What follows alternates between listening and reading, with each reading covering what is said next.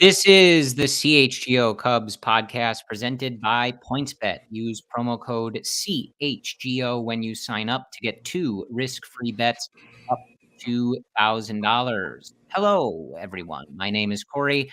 I am joined, as always, by Brendan, and we are coming to you on Wednesday, May 18th. The Cubs drop the finale with the Pittsburgh Pirates, 3-2, the final at beautiful, historic Wrigley Field, but the Cubs do take 2 of 3, Brendan, and coming off a 4-2 road trip against Arizona and San Diego.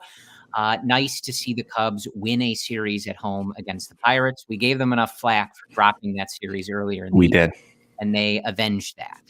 Yes, they did. Corey, you see this? You see what that patch says? What does right that there? say, Brendan? What is that in reference to? That says World Series 2016. They won that World Series, by the way. Who did? The Cubs did. I know. Wow, People forget that. Forget that. Just reminding everyone, even after a loss like this. I love when we get into a bit 90 seconds into an episode. We have to. It's always good. If you're listening on the podcast feed, Brendan is wearing, in my best Pat Hughes, a blue Cubs hat with a red C and a gold-trimmed World Series patch. Beautiful. And yes, as Jack says in our YouTube comments, Jan just missed it at the end there. Yeah.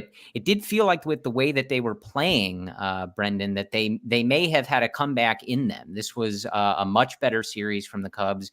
So we will break all that down. We have a ton of roster movement to get into that we will touch on. I know Brendan has some new toys to talk to us about. Yes. And Brendan and Brandon is going to be a tough You can do it. Me, talking about Brandon Hughes, but we are going to talk about him. We'll talk about Christopher Morel and all the good stuff that we saw in this series, despite the finale loss. And then we're hoping to be joined by our guy, Ryan Herrera, live from the ballpark to tell us what he talked about with David Ross and some of the players. And yeah, as Robbie says, Pat and Ron were available with the YouTube broadcast. I don't really care for a lot of these alternative broadcasts, Brendan. I was at the game, but before I left, I caught like the first inning of the YouTube broadcast. I'm not a fan. I mean, listen, they're trying to grow the game, make it more accessible. So I understand, but they got to tweak some things. I know we had one comment here about the cameras flipping to the crowd and back. I share the same sentiment. I was getting a migraine watching this game. The Cubs are not hitting that well. Now you're flipping back and forth. So, they can optimize some things, but we did have Pat and Ron on. So at least we got that. Yes. And so let's just, let me run through, a reminder. Of course, this is the post game for the finale of the series, but Brendan and I, will also be looking more at the series as a whole, touching on kind of everything that we saw.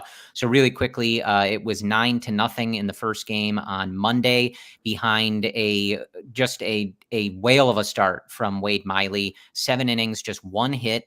6 strikeouts, no walks, no runs. The Cubs getting their runs in that game. A big grand slam for his 100th home run of his career for Wilson Contreras on an emotional night for him at Wrigley Field. In the second game, it was 7-0 Cubs behind 5 strong from Keegan Thompson, who picks up his 3rd win of the season, lowers his ERA to 1.41, allowing 4 hits, no walks, and 5 strikeouts. We are going to, of course, talk to Brendan about that. Oh, yeah. We also saw the debut for Brandon Hughes in that game, 1 2/3, 1 walk, but 5 strikeouts for Brandon Hughes, the former outfielder turned pitcher. And the Cubs getting their runs in that one. It was a Jonathan Villar, his first home run of the year, and then a big 4th inning for the Cubs, a Seiya Suzuki double, a Frank Schwindel double, a Jonathan Villar single, and I'm reading this very quickly, a Ildemaro Vargas ground out that brought home a run. The Cubs score 5 in the 4th inning. And then, of course, in the bottom of the 8th, Christopher Morel hits a homer in the first at bat of his career. That was quite a moment. And I'll pause there before getting to the finale, Brendan. Like, just multiple good calls. The Spanish radio broadcast call for that home run was electric. Oh, yeah. And like, nothing to me tops Pat Hughes' call in when they eliminate the Cardinals in 2015. That's about as perfect as it gets. But boy, was his call of the Morel home run really spectacular from Pat Hughes. Oh, unbelievable too. I mean, he does such a good job of in audio form, like painting the image, right? Yeah. Like that is Pat Hughes' iconic tone. Like in 2015 against Cardinals, I wish you could all be here right now to witness this, like that type of tone. So another beautiful call by Pat Hughes, not surprising whatsoever. And that celebration by Morel Corey, I mean, wow, like complete energy. Definitely one of those unique players that brings it. And you can tell the teammates are gravitating towards him. Yeah, we will touch more on that in a moment. And then on Wednesday tonight, the finale, 3-2, the Pirates do hold on, if ever so barely. They hold on in this game. And another good start from Drew Smiley. He takes the loss in this one, only 4 1/3, but 6 hits, 3 runs, 1 walk, and 5 strikeouts. He throws 89 pitches and has kind of continued, again, not very long starts from Drew Smiley, but he's kept things competitive every night that he has been out there. The Cubs getting their runs in this one. Ian Happ hitting his 3rd home run of the season, and then Frank Schwindel added an RBI single to bring home Seiya Suzuki in the bottom of the 4th inning, but it was not enough. A Jack Sawinski, a Chicago kid, there was a murmur at Wrigley Field every time he came up. Just a little bit, yeah. I guess some friends and family there. But that is the story. So, yeah, Brendan, I mean, like, I think all in all, you would have loved to finish off the sweep.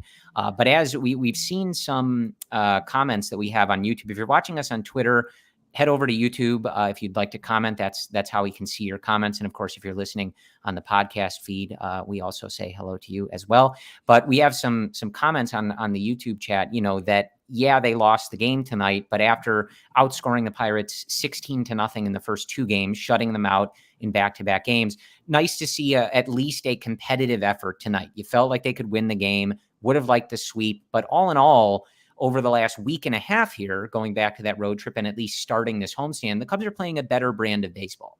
They are. Frank Schwindel is playing better. The at-bats are of higher quality. Seiya is getting back into a groove, has a nice on-base streak going in double digits, a hitting streak going that's approaching double digits, and the overall vibe just feels a little bit more consistent. Of course, you want to win this 3rd game of the Pirates set, but you have a weaker Reds team coming right up. And if you keep that type of momentum and that type of energy and that type of quality at bats, hopefully you can come away from this Red Series and you keep chipping away at that record to get closer to 500.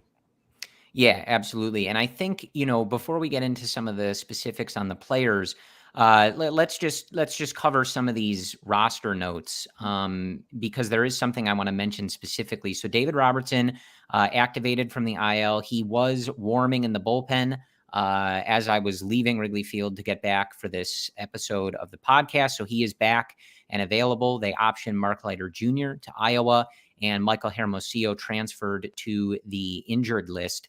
But what I'm really looking forward to, looking ahead to this weekend, Brendan, as it relates to the roster updates, Stroman is back. He was back at Wrigley Field. He's going to get back into the rotation. And this weekend, coming off a series win against the Pirates, you've won 3 series in a row. You're going to have Stroman, Hendricks, Steele, Miley for these 4 games against Arizona at Wrigley Field. And Stroman's coming back from the IL. He hasn't pitched in, I think it's over 2 weeks. So not sure how much length he's going to get or what he's really going to have. He's going to have to work himself back up. But it's nice to see the rotation kind of in its intended form, right? Like we're getting those top 3 guys, and we've seen so much more stability over the last couple of weeks from the rotation in terms of going deeper into games and just the quality of these starts and looking at that group, right? Especially coming off of Justin Steele striking out 10 of these very same Diamondbacks. It's just nice to see. It feels really good going into a series. We talked about this for the past couple of weeks. One of the more disappointing aspects of this season was just the injuries and the inability for the starting staff to showcase its potential early on here. So you do get Stroman back from the COVID IL. Wade Miley looked good in his last start, relying on that slider a lot. And then Justin Steele showcasing multiple pitch types, as was the case with Keegan Thompson in his start against the Pirates here, which we'll talk about. But the starting staff is finally appearing to be more interesting, right? And for me, that was one of the more exciting features of this team, just getting the opportunity to experiment with all these potential starters. And now we finally get to see what it could look like. So against the Right. Diamondbacks here in this 4-game set, I'm excited. And then you keep rolling it over with the Reds next week. And, like, again, my thing is chipping away until you get to 500, quality starts. Hopefully the bats stay a little bit more consistent. I know we had a comment with some base running mistakes by Frank. Clean it up on the base paths. And, it's still somewhat early. Anything can happen at this point. Yeah, I think as I see our good friend Cody Del Mendo in the chat, and I think he always says, "Don't let me talk myself into," right? Yeah. And you watch the Cubs the last couple of weeks, like, don't let me talk myself into this team I like know. messing around a little bit, right? Well, you won't admit it, Corey, but I know, like deep down, you kind of have that little optimism, right? I am a consummate homer for the Chicago Cubs. So the littlest bit of hope I will lean fully into. But yeah, I mean, going to need to see this kind of consistency against teams that aren't the Pirates. But look, they're playing better baseball, and I think as I discussed, I was with Luke Stuckmeyer and Andy Mazer to start this series on Monday. And, we just kind of talked about how that Dodgers series and the White Sox series and that period felt like a real low and probably below where this team should be.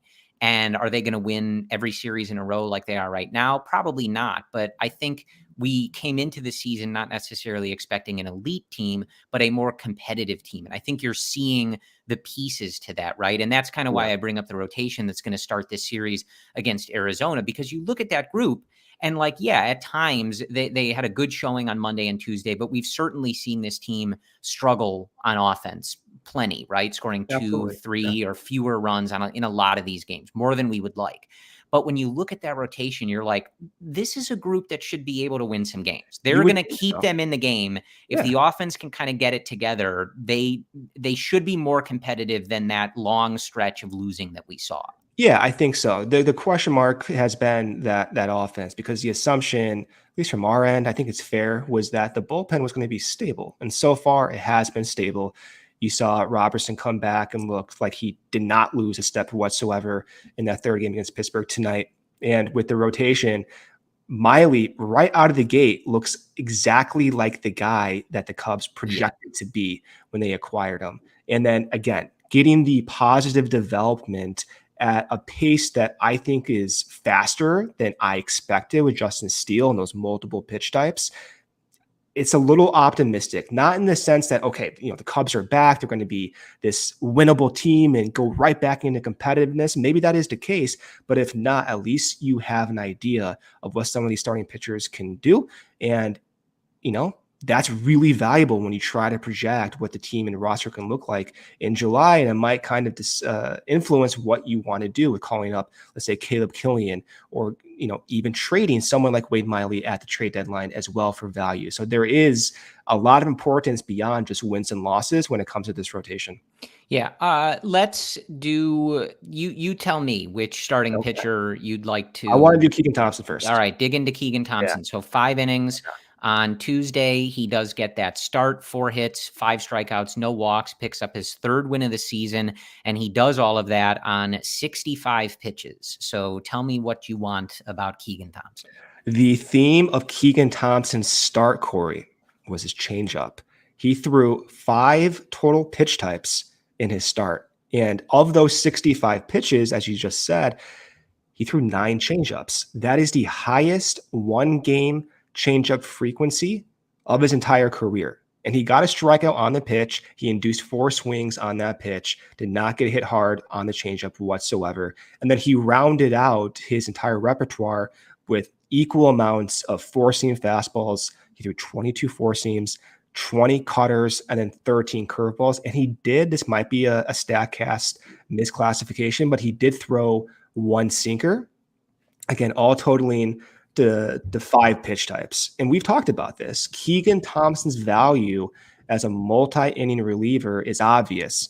And his value as a starting pitcher, if he were to only throw, let's say, 2 or 3 pitches, is kind of hard to project. But if he's able to use another secondary pitch, especially one that moves the other way off of his fastball, then the likelihood he can get through the order more than 2 times goes up. That's just what the projection models say. And the reality is his fastball has a lot of life on it too. So the changeup, if there is some type of tweak, and it's hard to say because the data is still such a small sample size, but if they found something with this changeup and the velocity separation from his changeup to his fastball is pretty good, then the conversation does change. And I know you and I were thinking, keep Keegan Thompson where he is. Everything looks really good, but that's under the assumption that his repertoire stays static, and it has not. So as a result, you have to change what your opinions are. And again, for me, when I'm trying to pick between Steele and Thompson, I've always leaned towards Steele because he showed in years past and more recently the ability to have success with sinkers, sliders, curves. He does throw a few changeups and a four-seam fastball, and he's used those 5 pitch types more often than Keegan Thompson. So for me, it was always, okay, let's give Steele the opportunity based on that. But if Keegan Thompson keeps doing this, then the conversation does change, and the debate, if you will, might change as well. Yeah, that changeup looked really good. And Yeah. when we found out that he was going to start that game, when Luke and Andy and I were doing the post game, when Ryan Herrera tweeted that out, and we talked about that. We've talked about their roles and all that stuff kind of relentlessly. We're going to keep talking about it, but I think the benefit of this season, that's one of those things you want to find out. And of course, you don't want guys to get hurt. You don't want guys going on the IL, et cetera. But those opportunities do afford the team the ability to look at Keegan Thompson and say, hey, we need somebody to start this game. You're getting more stretched out. Go for it. Let's see what you have. And he turned in a great outing. Of course, it was against the Pirates, but whatever. You pitch against the team that you pitch against, and the stuff looked good. And it certainly lines up with the performance that he's had in any other role as well, regardless of who the team he's been facing. So Exactly. I think as long as you're figuring stuff out, right, it doesn't really matter to me what their roles are, as long as you're learning as much as you can. And if you come away with the conclusion like, yeah, you know what, Keegan was an elite weapon out of the bullpen going 2 or 3 innings at a time, but we got him a few starts and he pushed through them and did really well. Great. Exactly. Right. It doesn't matter to any of us, right? Like, yeah, as Jack says in the chat, he's a great pitching weapon. And I referred to him a week ago as an out-getter, right? Not a starter, not a reliever. It doesn't matter. He's an out-getter. And I think David Ross said that going into that start, that it's like, look, go out there, get the outs, and it's as long as you're looking good, we'll keep doing that. And we have a plan behind you for when we need it. Exactly. And you don't need to make a decision on May 18th of 2021 what Keegan's role is going to be. 2022. I don't even know what year it is, you guys. What day is it? Yeah, I know. I think it's Wednesday. Is it?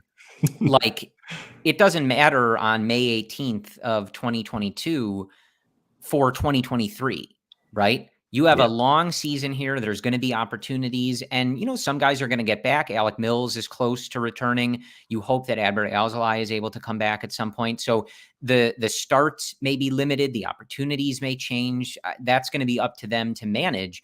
But as long as you're trying things out and you can say, okay, like, this guy can pitch for us in some capacity, it doesn't matter to me what those things are. They'll figure that out in due time. But as long as they're having success somewhere, which both Steele and Thompson are to start this season, that's great news.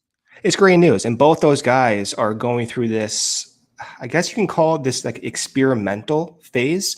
For some reason, maybe it's coincidence or not. But again, just the fact that both of them have all of a sudden used a new pitch type within a week of each other's starts, that makes this so much more interesting to follow. And that's what I wanted to see when the season started. And the fact that we weren't able to see it when the season started, it's a little disappointing. And I think a lot of that was just due, at least on Steele's end, he just didn't have that fastball and slider command matched. So as a result, you can't work off of a different pitch type that you're not comfortable with when your dominant pitch types aren't working. You're not comfortable with those pitches either. Okay, so quick break here from our sponsor, PointsBet.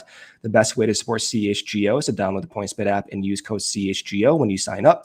If you make a $50 or more first-time deposit, you'll receive a free CHGO membership, which unlocks all of our web content. And you'll even get a free shirt of your choice from the CHGO locker. If you have any questions, email pointsbet@allchgo.com and we'll help you out. Remember that PointsBet is your home for live in-game betting. They even have a new exclusive feature, a live NBA same game parlay. For the first time ever, build the perfect live same game parlay only with PointsBet. Combine your favorite bets anytime during the game. And now online sign-up is available in Illinois. You can actually download the PointsBet app right now and register your account from start to finish, all from your phone. Signing up with the fastest sportsbook is now easier than ever, so you can start living your bet life in seconds. Again, use code CHGO to get 2 risk-free bets up to $2,000. So what are you waiting for? Once the game starts, don't just bet. Live your bet life with PointsBet. Gambling problem? Call 1-800-522-4700. Second break here from our other sponsor, Strava Craft Coffee. Want to start your day with a competitive edge? Strava CBD coffee is a game changer and has helped thousands of people improve their overall wellness and quality of life. Strava delivers delicious, fresh roasted specialty coffee infused with organic, broad spectrum CBD. CBD from hemp does not make you high or hungry, but it does offer real benefits that can help you feel alert and focused without the jitters. Plus, including CBD in your daily routine can even help you enjoy more restful sleep so you wake up feeling your best. The best part, Strava is all about quality. Everything is small batch, fresh, and shipped straight to your door. CHGO listeners can save 25% off their entire purchase when you use code CHGO25. That's 25% off your entire order at StravaCraftCoffee.com when you use code CHGO25 at checkout. Discount coupon valid on non-subscription purchases only, 1 use per customer. If you already love Strava, subscribe and save with the Strava Coffee Club. With Strava, you're in control. Save on your favorite coffees and have them automatically delivered to your home or office on your preferred schedule.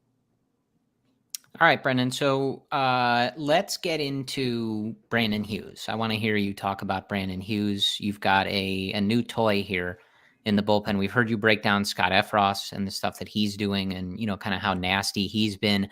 But what a story for Brandon Hughes, a guy who has only been a pitcher for a few years. He was drafted as an outfielder, unfortunately, out of Michigan State, but we don't have to really get too much into that. I was saying to friend of the podcast, Jeff Everson, at the game tonight, that I really need Jordan Wogu to get up here soon to kind of counterbalance that. I can live with a Spartan as long as we have a Wolverine on the team. But I mean, what a debut. I mean, his family in attendance, he strikes out 5 batters. The walk he issued, the pitch, they shouldn't have rung him up, but like they could have. It was close enough outside that they could have just made it, so that he didn't have that walk on the line.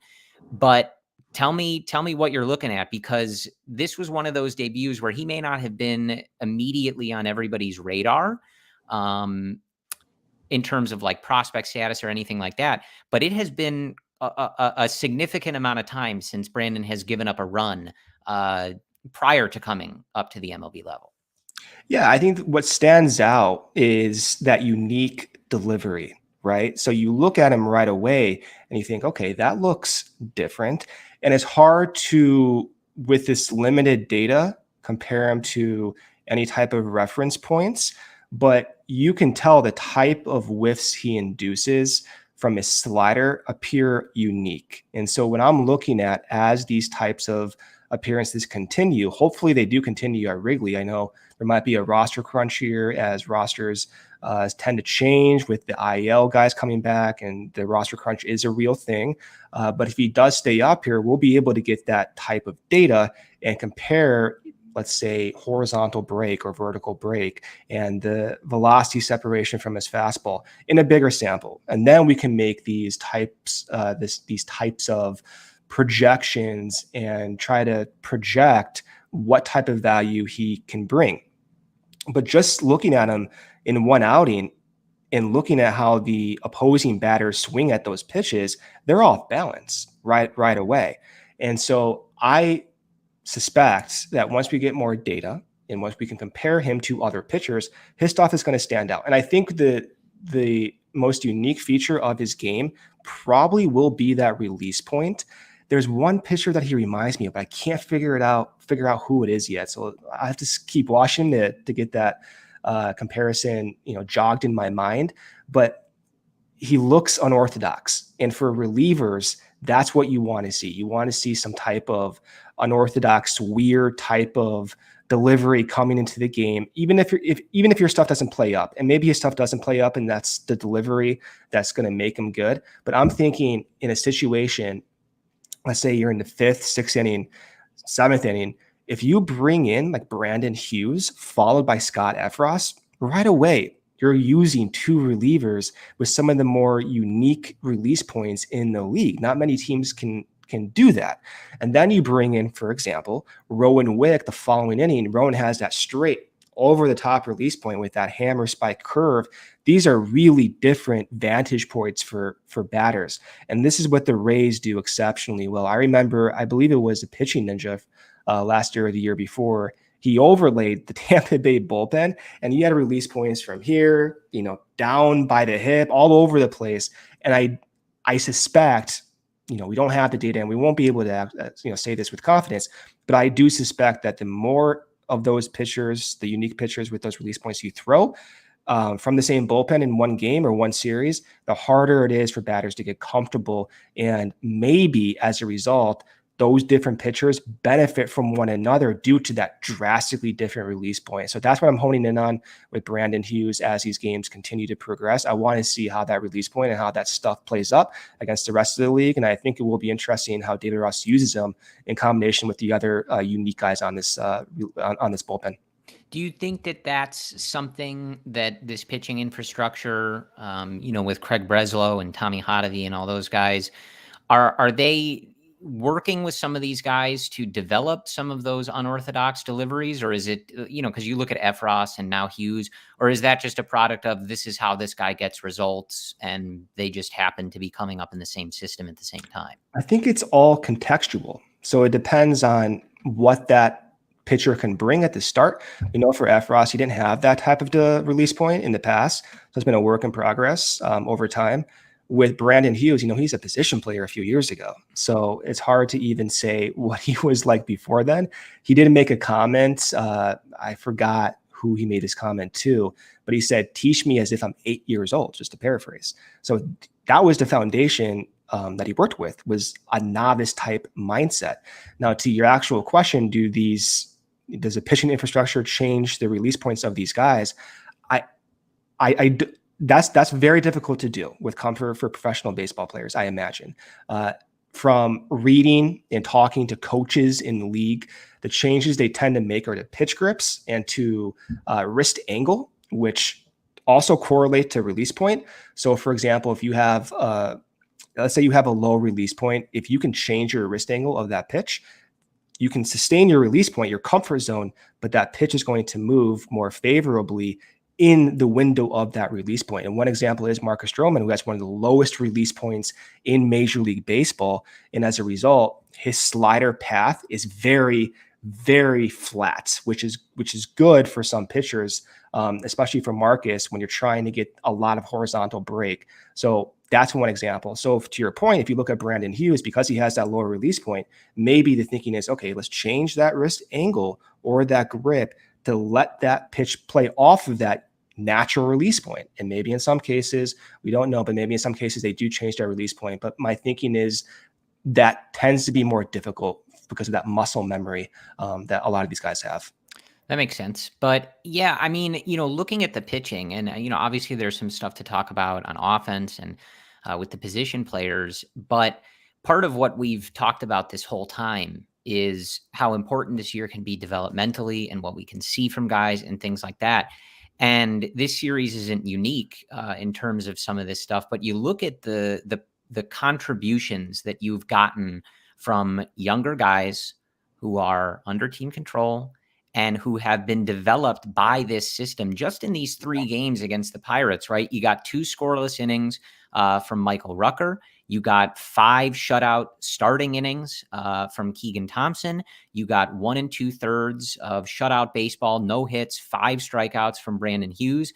You got 2 scoreless innings from Mark Leiter Jr. in that game as well. And then you come over to Wednesday night, you got 2/3 of scoreless pitching from Scott Efros. You got a scoreless inning from Rowan Wick.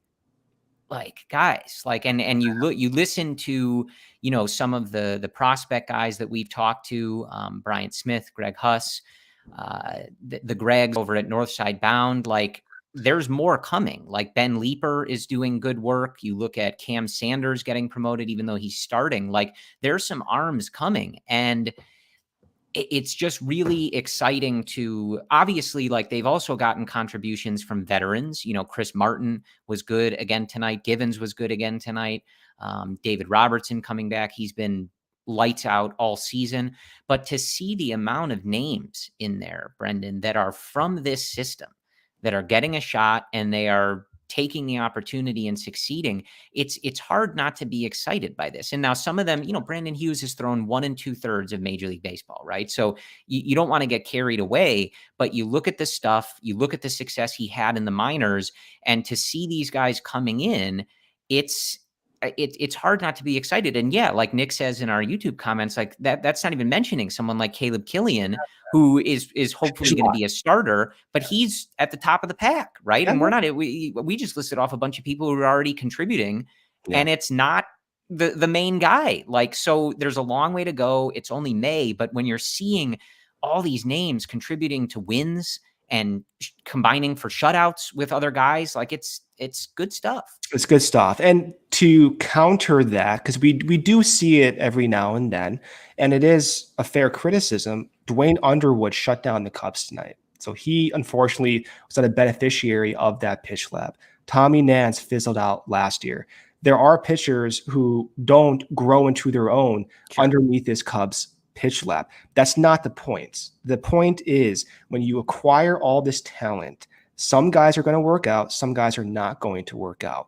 But you want to get as many types of experiments, I guess, if you will, with these pitchers, that you can go into a bullpen in a season with a Michael Rucker who kind of came out of nowhere. And you can go and maybe change the trajectory of many of these guys' careers. Maybe Daniel Norris, who unfortunately just had that injury. That's the point. And you can tell that the encouraging part about this pitching infrastructure, that there's no gray area. You can see right away within that data and hearing these guys talk what they're doing differently. And you can see the success as a result of those changes. You said Rowan Wick. What did they do differently with Rowan Wick? They changed his curveball to a spike curveball. Why did they do that? He has an over-the-top release point with natural carry on that four seam. So the logic is, let's have a curveball that moves in the complete opposite direction on that spin axis. And look at him now. He's been one of the most, stable relievers in the past couple of years now for the Cubs outside of that injury. And then, of course, as Nick G said here with Caleb Killian, they changed a lot of Caleb's stuff as well before he was acquired, or rather after he was acquired from the Chris Bryant trade. What did they change with Caleb? They changed his curveball grip, and now he's throwing several different pitch types, 5 different pitch types, and most of those pitches, 4 of those, at least from people I've talked to within baseball, the StatCast minor league data say they're above average. Right. So that's where the pitching infrastructure is coming into the value. And the more success stories you get, Corey, that's precedence to the type of pitchers you then continue to try to acquire. Let's say the Cubs do have success with a certain pitcher with a certain release point or the certain pitch type. Well, now that we know that pitchers in the past have succeeded based on those same type of features, let's keep targeting those pitchers. That's the benefit about having some of these guys have success. It allows the Cubs to collect more data and then target maybe similar types of pitchers.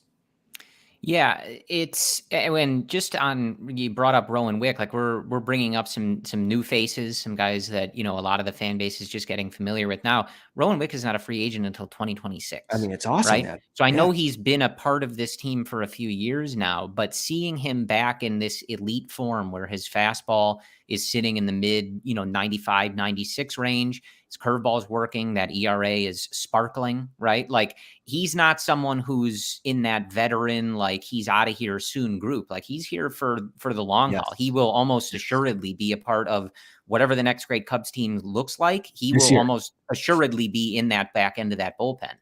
Is it here right now? Maybe. Yeah. All right, everybody, calm down. But it's an interesting question from Eric in the YouTube chat. Like, Carter Hawkins came over, and how much of an effect do you think he's having on this? Obviously, the infrastructure was in place already, but he was coming from organizations that kind of lived by what we're seeing a little bit, right? Developing and bringing up guys, not always going out and spending big money. The organizations that Carter was working with, it's not unlike what the Cubs are doing specifically with some of these young guys and bringing in these veterans and getting them right and things like that. It fits in line with what we're seeing.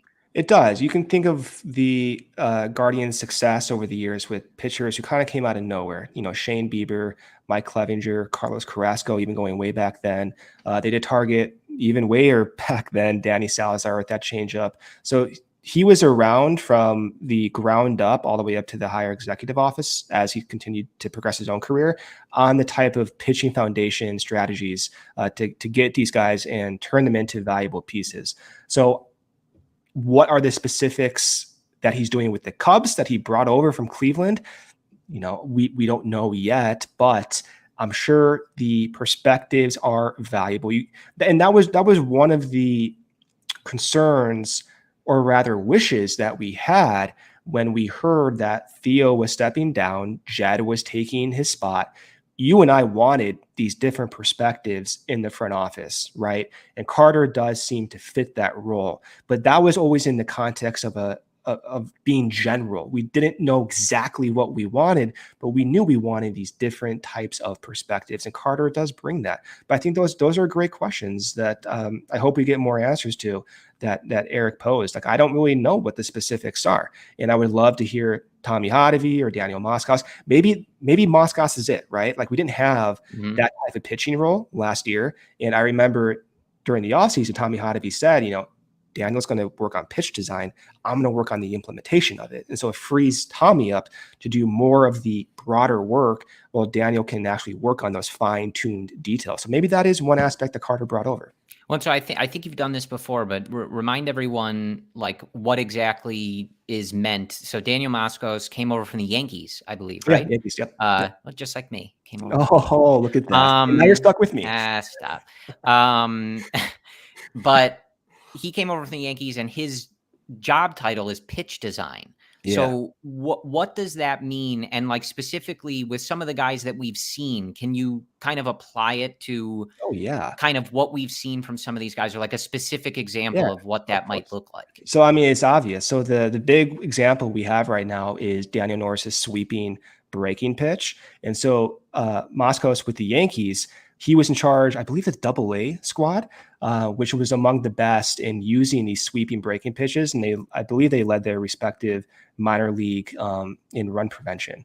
So that was one specific example. When he came in, he worked with Daniel Norris to implement that pitch. And then when we were talking about it, I was very intrigued because Norris already has arguably the most unique changeup for a left-handed pitcher in Major League Baseball. So my thinking process was, okay, Norris already has this elite changeup. If this new slider, the sweeping slider, is going to be useful, man, that could be really valuable.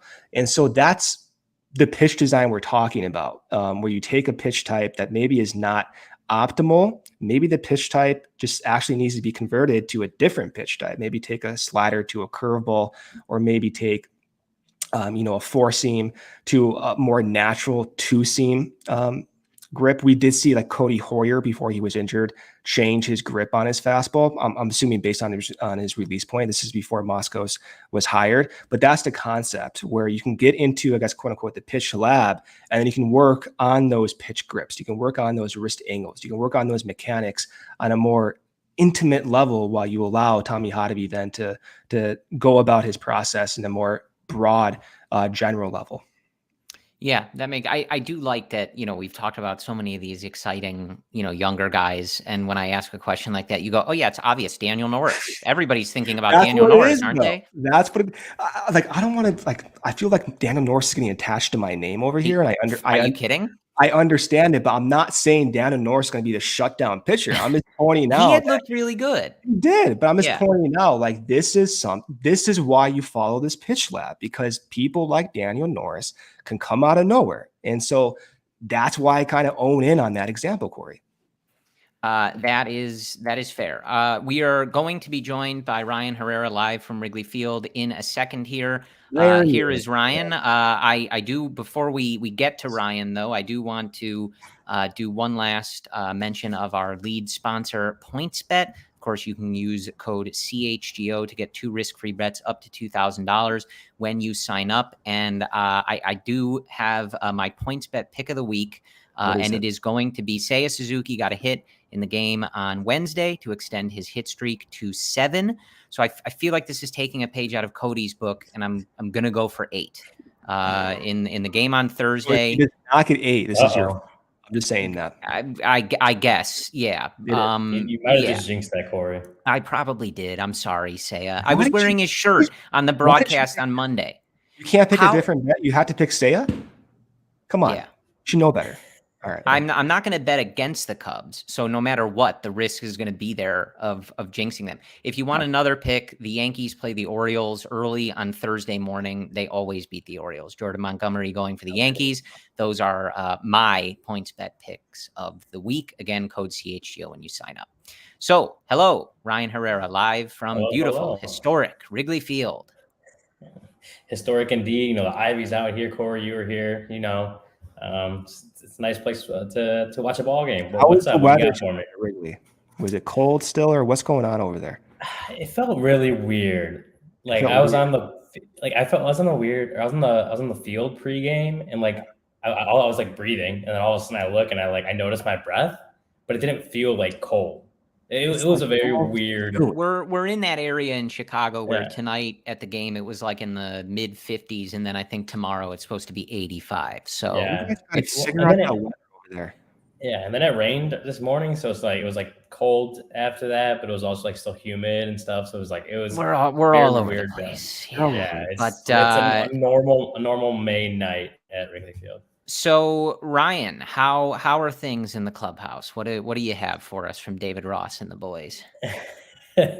Well, it was brief. Kind of not too much to say about this one. Obviously, it was not a super exciting game. 3-2. Not much to talk about. We did. The one thing we kind of wanted to know about was the what happened with Frank at second base.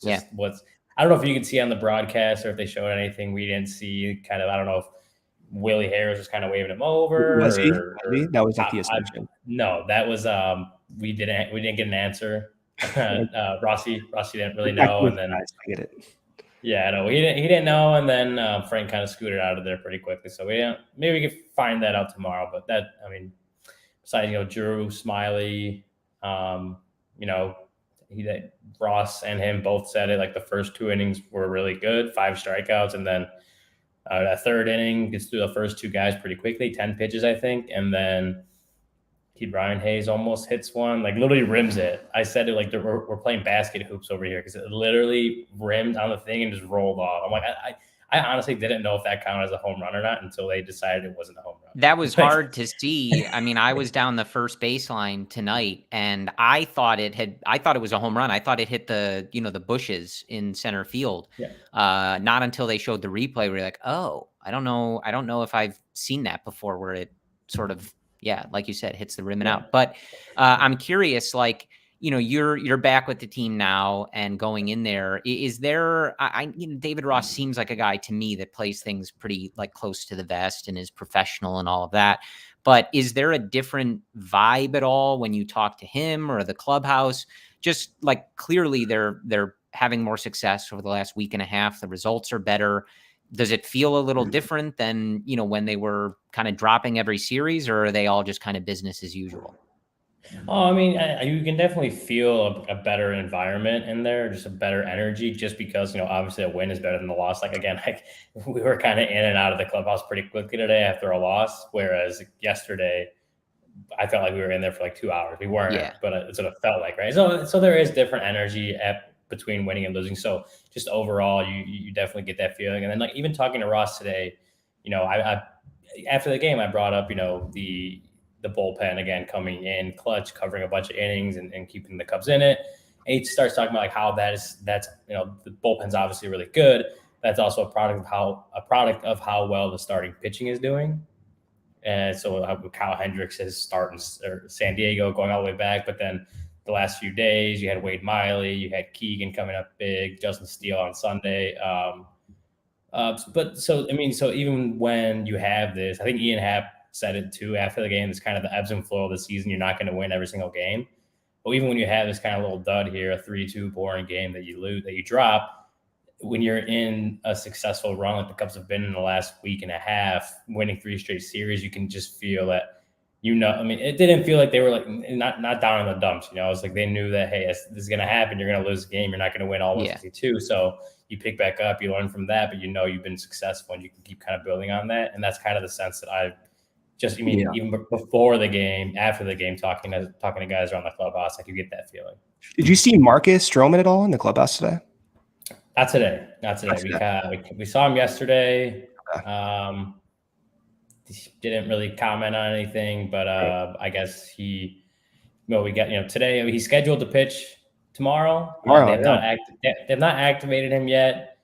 So you can expect a roster move at some point prior to tomorrow's game, but at least he's scheduled to go tomorrow. So then we will see him tomorrow. But no, we didn't. Yeah, I was honestly a little surprised like how fast they slotted him into the rotation. Because I know he hasn't pitched, I think, since like May 1st or something like that. So my thinking was with COVID, maybe he needs a ramp up period, and maybe that's going to delay when he gets slotted back in. So I'm interested to see if he goes like even more than, let's say, like 70 pitches, just based on that potential fatigue factor. Yeah, I don't know. And that's what, Ross was talking about and he was talking about just in the whole overall, again, starting pitching, doing really well his last week and a half. But he was talking about how when Stroman went on the IL, he was kind of pitching as good as anyone. He had that start against the Brewers on the first, I want to say it was. And that was, probably the best start of the season up to that point from any pitcher on the team. And he goes down, but, they must have been just being able to we were surprised. He kind of said, was it yesterday, that you could see him pitch in the big leagues, at some real soon. We didn't know it was going to be this soon. We didn't know it was going to be this soon. So he must have been, able to be building up on his own and doing things like playing catch and stuff like that. We'll talk to him a little bit tomorrow, I'm sure. We'll just kind of see what he's been able to be doing this last, 10 days now almost. Yeah. But yeah, so that's. I got one more question for you, then I'll give it back to Corey. Nico Horner, is he in the clubhouse? Did you get to talk to him? I missed Nico out there a lot. I need an update, Ryan. Is he okay? How's he doing? That is your shortstop. I've seen him like kind of walking in and out of the clubhouse. I haven't gotten a chance to chat. Is he walking with a limp at all? Does he look like he's in good spirits? Yeah. You can rest easy. Not a noticeable limp. He does. What do you mean not noticeable? Is it a little noticeable or what? No, like if he's walking with a limp, I can't see it. Is what I mean. All right, I want to hear. Just double check. I know that's your guy, Brent. I know that's your guy. We haven't gotten a clear idea of how long he's going to be on the IL. I don't think. Okay. Well, if you can find out for me, that would be great. So just say. Yeah, we'll keep you in the loop. How about that? Thank you, I appreciate it. When I think it's a good question on the YouTube chat from Stan here. I obviously you don't know, they haven't made the move for Stroman, but do you have an inkling of who they might be looking to send back down? Did you get the sense that Morel was only up for this short stint, or have any idea what their plan might be there? I really don't know. I mean, I kind of looking at. One of the guys that I thought maybe could have went down for Stroman was Leiter, and obviously that move happened for Robertson today. I know there's a few guys around. Obviously, Hughes and Morel both have plenty of options left. There's a couple other guys that have been with the team a little bit longer that have options. I don't know. I mean, Michael Hermosillo just went on the IL, no designation earlier today. That opened up a 40-man spot. You don't know if that's over, so that could happen to something like that may happen to activate Stroman. There's a lot of different things going on that I don't have a clear indication on which way Ross's or whoever makes that decision is kind of leaning on who comes up and who goes down. I don't know that if I look at Morel and Hughes, I don't know that it's either of them really, especially, Morel had a couple of good games. Hughes looked really well at his first outing. It wouldn't be my expectation that they would get sent down, but again, I'm not the one in the clubhouse. I'm not the one in charge of the team. So of course we'll find that out tomorrow, but I'm not exactly sure. So we'll just, keep watching. I think it's interesting too, and it doesn't have to be those specific guys, but you do see it earlier in the feed in our YouTube comments. Some folks were talking about Jonathan VR, had some rough defense again on Wednesday night. Has obvious, he hit the home run in this series, but that was his first of the year. Has not been great, right? He's been pretty, at least so far, below replacement level. And not that I'm like sitting here calling for them to DFA him or anything like that, but you are going to get to a point in this season where you want to see what some of these young guys have. You're giving them an opportunity. Morel provided an incredible moment at Wrigley Field on Tuesday night. At some point, there is a bit of a conflict there, right? Like if you have these veterans who aren't performing, not only just from the fan perspective, but even from a performance perspective, it kind of, maybe that point isn't on May 18th, but at some point it does get to a level where it's like, what are we doing here? Like, why put this guy out there every day if you could try out this 22-year-old who electrified the whole team in the stadium? Yeah. And I think we've kind of been talking about that all season. It's like, there's so many question marks again, answers that they want to find, but there's only so many at bats and so many chances to go around. I mean, you even look at when Stroman got put on the injured list, like Frank had gone down too. Like he was going down to AAA, and then obviously a flat tire didn't let him leave, and he was able to meet the team in San Diego the next day instead. So it's just, when you look, I mean, when I'm trying to come up with my own answer in my head. I'm some Michael Scott. Sometimes I start talking and I don't know where I'm going. It just happens. In the chat, Vargas, another option. Right. Yeah. I forgot about Vargas. Yeah. As well.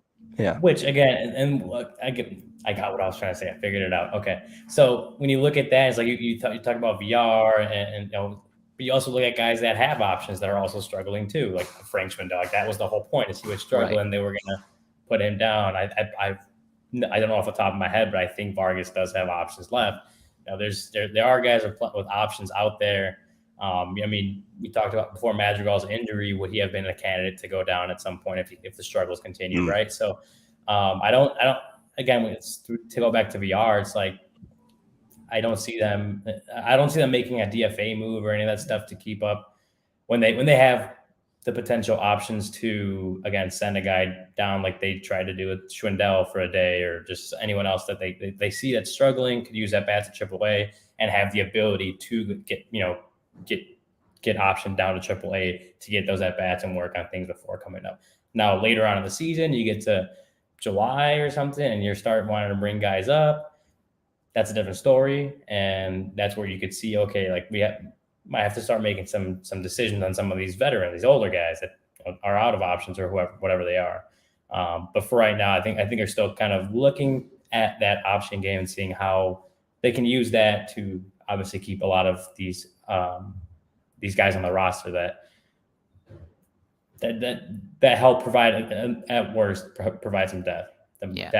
Because like I look at, and Morel is 22 years old, right? Like, so, he doesn't have to necessarily stay up this whole time, but you look at like Tuesday and it did have a feel, especially with Hughes and then Morel, of it's not the same as like you think back to like Javi's first homer in Colorado, right? Like those guys are not at the prospect level that Javi was. Javi was supposed to be one of the big guys. He showed up and immediately homered. It was crazy exciting. But like in the journey that we're on with this Cubs team, waiting for the next great Cubs team, Tuesday night did have a little bit of like maybe we look back at this night in a few years as, one of the kind of nights that not started at all, but just where the excitement started to percolate a little bit, right? And you looked at Wilson Contreras' reaction, the dugout's reaction, everybody just so into that. And it is a tough balance because I totally know what you're saying. And I think that's a likely scenario where they play this option game and at least want to see what some of these veterans have before they make that decision. But Tuesday night was one of those nights that we kind of are living for this season, right? Where you're seeing new names, seeing guys get opportunities, and it's crazy exciting and fun, even when the team is however many games under 500, when you have those moments. And I think fans are itching for so much of that. So it's a tough balance because I can understand where people may be frustrated if the moves tomorrow or as they keep bringing guys, when Alec Mills comes back, whatever it is, if some of these guys go back down, because it's a tough thing to balance. Because it did feel like Tuesday night, like I haven't felt that way on Cubs Twitter or at the game or anything pretty much this whole season, right? Really, other than like when Seiya was going off at the beginning of the year, like that had a different feel. And I think that's what people are really like leaning into in a year like this. Yeah, and the story I wrote last night, go all CHGO.com. That one's actually unlocked, so if you haven't read it, you can. But if you want very good story, by the way. Appreciate it. If you want to read anything else, you should go subscribe. I appreciate that. Yes, that's the best. That's the best encouragement I could have gotten. Wow, look at that. What was I saying? But in that story, I kind of compared, and obviously it was an easy comparison because you compare what Morel did yesterday to what Contreras did 6 years ago. And the way I kind of put it is they, obviously those are the same thing. Both guys first at bat, guys that are on prospect lists. Wilson Contreras, obviously a higher prospect at his point in time, but prospects that people have taken notice of come up first at bat, home run, crowd goes crazy, right? In that moment, those are very comparable, except the rest of the seasons, the crowd went crazy for a lot more winning in 2016. Right. At this point, you don't know if you see that too much. And so I get what you're saying, Corey, is like, they might, it may not, it does feel different because you're not getting that kind of reaction on Twitter, getting that reaction at Wrigley Field as often as you did 6 years ago. But I do think at the same time, Wilson Contreras was like the last of those rookies, of those prospects kind of coming up and coming to contribute to that team. Morel is into a less, maybe not even a lesser extent, but Hughes isn't as high profile as a rookie, maybe I would say, a prospect. But these guys are the first, you got a lot more guys that are coming up, and you got a lot more guys that especially this season, if Brennan Davis makes that leap, Caleb Killian makes that leap at some point, which they should, you might have more, you might not have more of those moments of the crowd going crazy for winning, but you might have a few more moments of guys, of fans going crazy over these prospects that are coming up and having success. So it is a different situation. But like you said, the Morel moment did feel like it did like those moments did 6 years ago. It's just, they may look different throughout this season than a lot of those kind of moments you got in 16. As far as absolutely. Like the crowd going crazy. Yeah. And yeah, I mean, we've talked about it. We've all talked about it. Like, hopefully there are more to come when you look through the levels of the minors and some of the guys that are knocking on the door. This should not be the last debut and hopefully exciting moment that we have on this Cubs team as we go forward in the season here. But Ryan, we will let you go. We're just going to do a quick preview of this Diamondback series coming up this weekend, but we appreciate the insight. Of course, you can find all of Ryan's writing at allchgo.com when you sign up to become a member. And of course, as he said, his most recent article is unlocked. So head over to allchgo.com, follow him at Ryan_A_Herrera. And you can check him out. I'm assuming you'll be on post game tomorrow. Yes. I'll be around for the rest of the week. So all right. Yeah, Cody and Luke will have pregame for you on Thursday, and Ryan should be joining on postgame, hopefully to start another Cubs winning series. So thank you, Ryan. All right. Good to Pleasure see you. As always. Take care. We will talk to you soon. Sounds good, man. See you later. All right. So just to wrap up here as we finish here, just want to do a preview of this Diamondback series coming up, which I'm not sure why I'm talking because this is something that Brendan does. You gonna steal my segment here? What is going on? I was about to like fly to Chicago and punch you in the face. Okay. Well, I figured once we get, we closed Ryan's box, we just get you out. Just do me, Wow. I have no comment to that blasphemy over here. Okay. So we have a 4-game set against the There it Diamondbacks. is. Yeah, just I'm not letting you steal my segment. D-backs come to Wrigley Field. Start time Thursday. Stupid start time, 6:40 p.m. Central. Marcus Stroman back on the mound for the Cubs on the year. He's 1-3 with a 5.13 ERA. Looking really good before COVID hit him. So hopefully he comes back. He can sustain that level of success. But, we'll see how he has recovered and what his stamina is coming off of that illness. And then Gallen is out there for the Diamondbacks, having a phenomenal year. He's 2-0 with a 1.05 ERA. On Friday afternoon, traditional start time, 1:20 p.m. We have Castellanos out there for the Diamondbacks, 2-1 with a 4.15 ERA. Kyle Hendricks pitching for the Cubs. Looked really good in the past few starts here, 2-3. 4.03 ERA. You're starting to see those numbers start to normalize for Kyle, which is great to see. And then on Saturday, another afternoon start time, Justin Steele pitching for the Cubs. Steele looked really good the last 2 starts. Objectively, I think the best 2 starts of his season. Bumgarner's out there for the Diamondbacks, Grizzly veteran. He's 2-2 with a 2.29 ERA on the year. What are you going for? You hate him that much? For Bumgarner? Yeah. Okay. All right. Let's keep it going here. Sunday, 1:20 p.m. start time. Diamondbacks have not announced a starter. Wade Miley will pitch for the Cubs, hoping to continue that success coming off the IL. He's 1-0 with a 2.7 ERA on the season. A lot of things to look for in this 4-game set. At the forefront of my mind is Justin Steele. I just want to see that success continue.